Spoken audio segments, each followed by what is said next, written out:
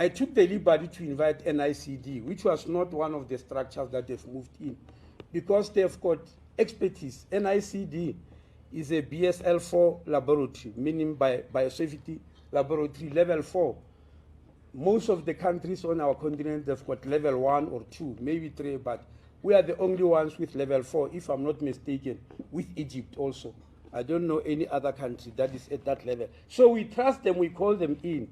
In the meeting, each of the structures I've mentioned gave us the work they've done, how far it was done, what is that which they've learned, etc., etc. But we also scrutinize the symptoms of these kids, especially those who died in Naledi. What type of symptoms were there? And we came up on a conclusion that when people die, maybe because food was laced with something, as I said, it might be food poisoning, in which means it's bacteria, definitely. Or it might be a chemical, or it might be a physical agent. And people were asking me, what do you mean by a physical agent? It might be because of radiation, for instance. That's physics. But after scrutinizing the symptoms, we concluded that here we are not dealing with food poisoning as in bacteria. We are dealing with a chemical. And the question is, what chemical? Can we find it? We even have an idea of what it could be, but we thought it would be unscientific to go around and say this and that chemical, because in science, these things can dribble you. You may announce something only to find that it's something else. So we said we need to move in. So for that reason, we organized health inspectors, and we got 80 of them from the city of Joburg and the Department of Health. They were joined by other officials from these other departments I've mentioned, agriculture, even border management authority, in home affairs, and even National Consumer Commission. And we all together organized 114 officials. They went to Naledi since Monday. Since Monday last week. No? I'm getting confused. It's Friday today. Oh no, since Monday this week. They went into Naledi. We used to believe there are 80 Spaza shops there, but they went through 84 Spaza shops. The ones in which they got and examined. What were they doing? They were trained by NICD on how to look for this chemical, which we think is the one that is causing problems. How to go around searching for it. And they actually did so, and they finished their work yesterday. Today, they were just mopping up. But during the course of that work, or maybe let me give you statistics, the 84 Spaza shops they visited, 42 of them are owned by foreign nationals. That's 49% of the Spaza shops. But 43, which is 51%, are owned by South Africans. So we're not searching foreign nationals only, we're just searching whatever is a Spaza shop. During that search, they did confess that there is an illegal chemical which they buy from a mall in Johannesburg. They did say so. And 27 officials visited that mall, and they confiscated 1,456 grams of that chemical. And 4 people were arrested, 1 man and 3 women. They were arrested for that activity, but 2 of them, in terms of the laws of the country, were given bail of 2,000. The others are still in custody. And the confiscated chemical is in Johannesburg Central Prison. So I keep on saying chemical, because I don't want the irresponsibility of naming something. Now, I know that we are under pressure from both of you in the media and the public, that we are doing nothing while people are dying. We are under that pressure. But some of us have done postmortems before. We are resisting the temptation. Actually, I phoned the minister yesterday with respect, because I was worried when the commissioner started naming a chemical, because it was found in somebody's stomach. In postmortems, you don't just do that. You don't just find something in a human being and rush and make a conclusion. It might be dangerous. So what are we doing? As I'm speaking here, the NICD brought together experts. And who are the experts?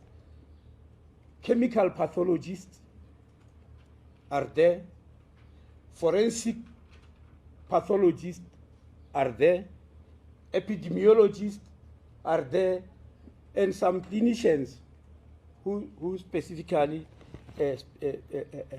specialize in symptoms and signs of somebody who has been chemically poisoned. They are all there. They have got this work, these swabs that were taken there, which have been sent to laboratories now as I'm talking. But the files of the children who have died, they are scrutinizing all those things, and they are scrutinizing the post-mortem results to try and make out exactly what is that which you are dealing with. What we mean when we are saying they are scrutinizing them, you are linking, if you do a post-mortem in somebody and find somebody in their stomach, you don't immediately conclude it might be an incidental finding. It's possible, it has happened before. They want to link that with the signs and symptoms. The clinicians who got these kids when they came to hospital, what is that which they found? Is it in keeping with the characteristics of this chemical? What is that which people found in the environment? Is it also fitting in? So that they link things together and we come to a final conclusion. What do we know now? For the moment, we believe this thing has got nothing to do with the school feeding scheme.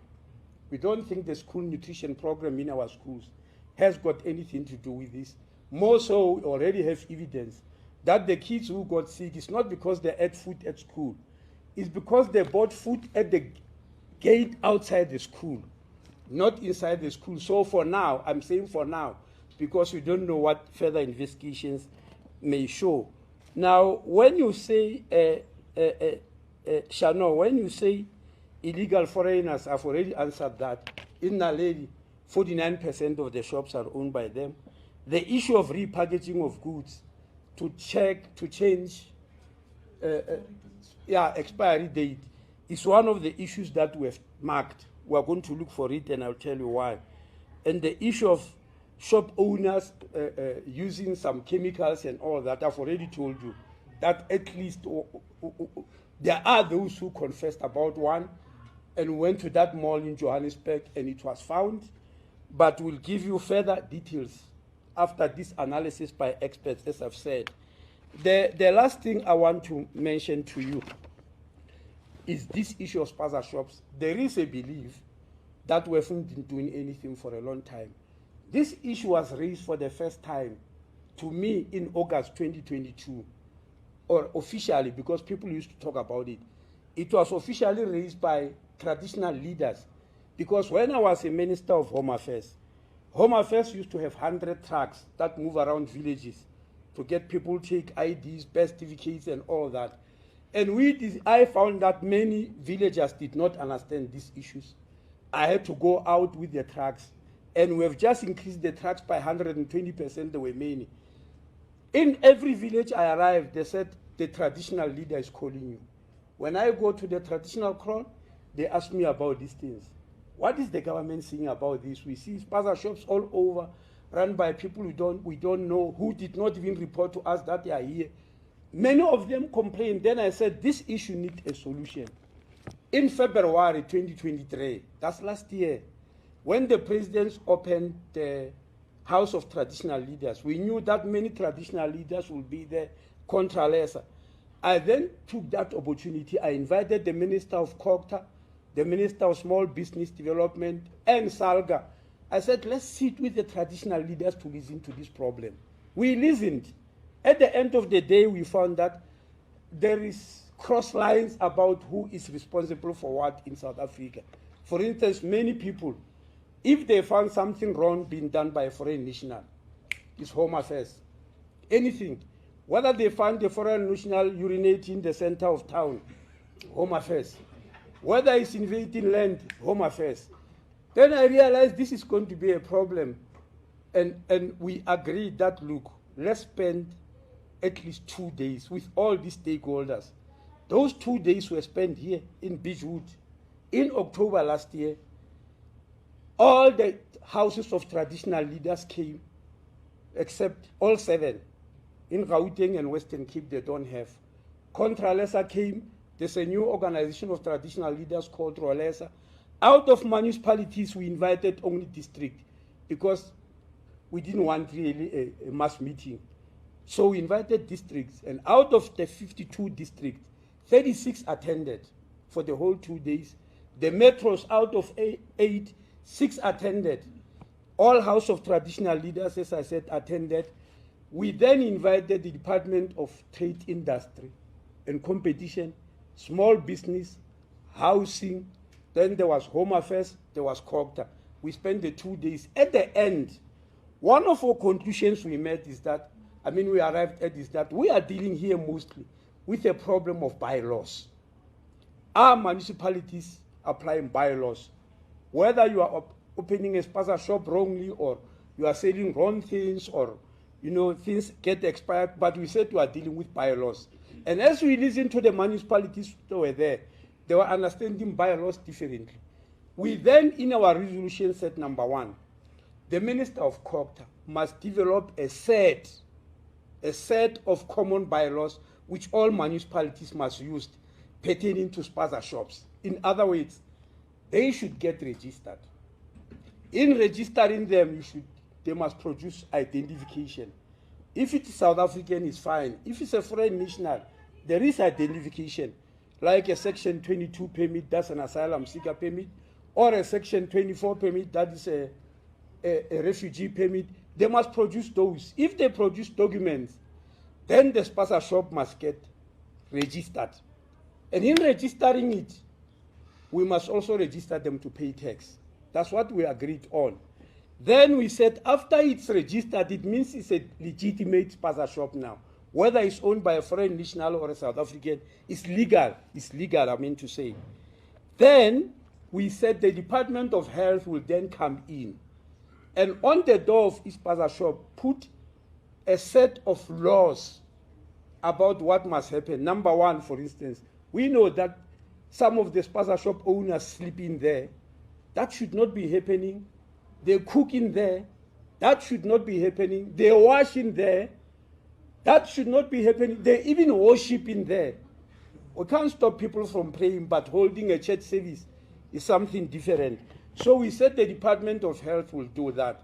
Now, starting with COGTA, what work did COGTA do? They did draft that list of common bylaws, but in terms of South African law, when you come with these regulations and law, we consult.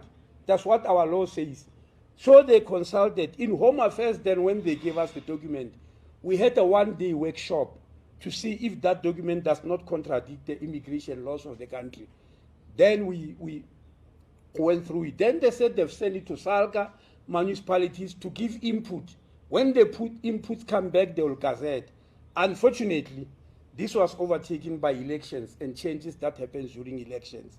So that gazetting is a process that have not been completed, because they must take what people have said, those who gave inputs, and gazette it and let this work start.